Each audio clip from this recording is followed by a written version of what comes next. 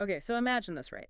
You're browsing online, but your data, it's not stuck with some big company. It's part of this like huge network. No one's calling the shots, no single point of failure. How cool is that? That's the future Filecoin's building. And let me tell you, it kind of blew my mind. The cool thing is, it's not just some, like, far off thing. Right. It's all right here. The Filecoin white paper, Filecoin, a decentralized storage network. July 2017, it lays out the whole plan. Okay, so we're going deep, deep into this tech. I gotta be honest, when I first skimmed this, proof of replication, Byzantine fault tolerance, I thought I was in the wrong place. But seriously, stick with us because what they're talking about, it could totally change how we use the internet, like at the ground level. For sure. The white paper, it starts by talking about how limited the internet is now. Yeah. All the problems. Data breaches. Censorship. Yeah, exactly. Like platforms holding our data hostage. Filecoin, though, it's going for something totally new. A decentralized storage network. Okay, so decentralized, I hear that everywhere, but what's it actually mean here? So picture like a huge UGA network of storage providers, but they're independent, all competing to store your data. It's like it's like Airbnb, but for your files. Okay, awesome. So instead of one company owning everything, it's spread out everywhere. So no more blindly trusting, like with my cat pictures and embarrassing stuff from, way back when. This is already sounding pretty good. And it's not even just about like feeling safe, right? It's about control. You have more say over your data than ever before. This is all really cool, but here's the thing.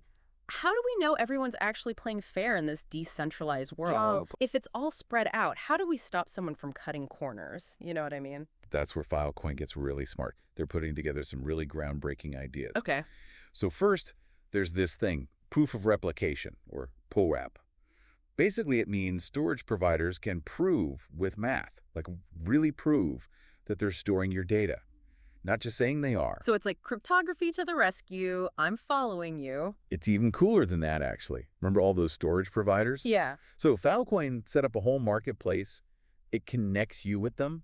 Okay, now this is sounding familiar, like supply and demand, Econ 101. Right. It's like a matchmaking service, but for data. You tell it how much storage you need, for how long, what you'll pay. That's your bid. And the providers, they put up asks. Like, hey, I've got this much space. This is the price.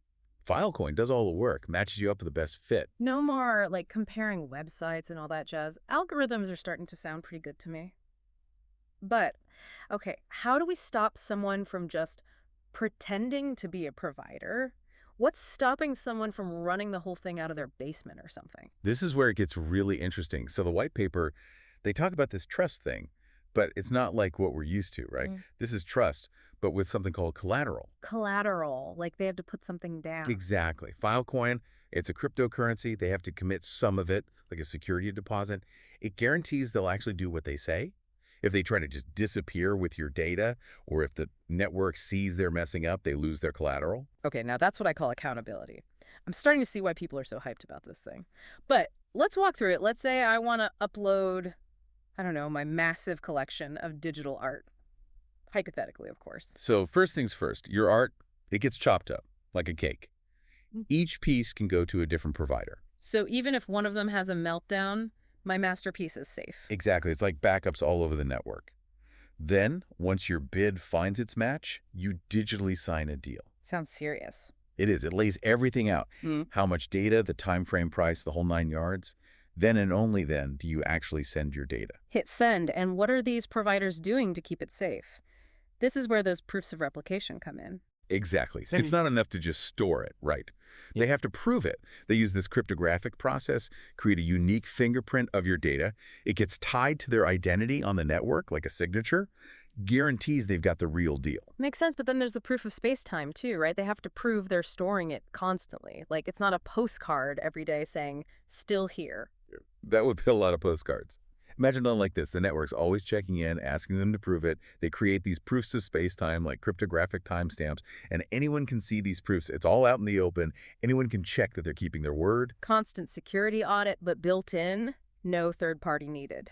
This is amazing. Okay, but what if, and maybe this is dark, but what if a provider goes offline?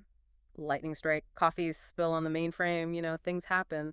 Thankfully, it's not usually coffee, but that's really important, and that's where those pieces we talked about, they come in. Right. Even if one piece is gone, the rest are safe with the other providers. Exactly. Filecoin calls it fault tolerance.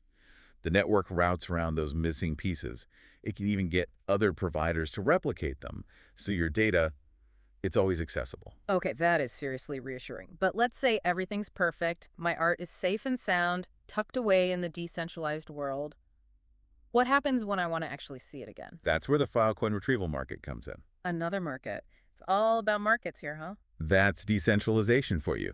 So the retrieval market, it's all about getting you your data fast and reliably. Okay, walk me through it. How do I get my art back from the depths of the decentralized web? So the retrieval market, it's like, I don't know, calling a ride, but for data. You're getting the idea. Yeah. You basically put out a request, hey, I need this specific thing. And then retrieval miners, they're like the delivery drivers. They compete to bring you that data as fast and cheap as possible. A race to my hard drive? Yeah. Love it. Okay. Okay, so it's not just about storing it safe, it's about getting to it quickly, too. But what about, remember those deals for storing data? What happens when I want to retrieve it? Another contract. That's the thing. The retrieval market, it's all about speed, so no big contracts here. They use payment channels. Payment channels. Okay, now you're just using big words. Think of it like a carnival. Instead of paying for every ride one by one, you open a tab and pay at the end, right? Payment channels are like that. Secure channel with the miner, those micropayments, they just happen automatically as you're getting your data. Pay as you go, but for data. Super clever. No one running off with my entire, art collection after giving me half. Exactly. Everything's transparent, keeps those miners on their toes. Yeah. But taking a step back, what we've talked about is really just the beginning of what Filecoin's trying to do. The white paper, it hints at even more we can build on top of this, like a whole other level. Oh, like what kind of stuff are we talking about? So picture this. Smart contracts, but for data. They manage everything, enforce agreements automatically. So I could have a contract that, backs up my photos every month without me even thinking about it. Or even, I don't know, shares data with someone, but only if certain things happen. Exactly. Or imagine this. Decentralized file management. You decide who sees what and when, down to the tiniest detail. No third party calling the shots. This is huge EE. We're talking about changing how we think about data, who owns it, who controls it. And it all starts with this decentralized storage, this network built on cryptography and incentives, and honestly, some serious ambition. It really is ambitious. And here's the best part. We're still early. Filecoin's out there. It's working. It's amazing. But the stuff we could build on top of this, it's mind-blowing. It's really exciting to think about all the possibilities, a more resilient internet, more fair, more user-focused, all of it. An internet where we have control, developers have this awesome platform to build on, and our data, it's not just stored somewhere, it's truly ours. This has been incredible, really. Diving into Filecoin and this whole decentralized storage thing, this tech, it could really change everything. Huge thanks to our expert for, walking us through it all. Happy to be here. And to everyone listening, thanks for joining us for this deep dive. Next time you hit save or upload a picture, think about this conversation. The future of data storage might be closer than we think. Until then, stay curious.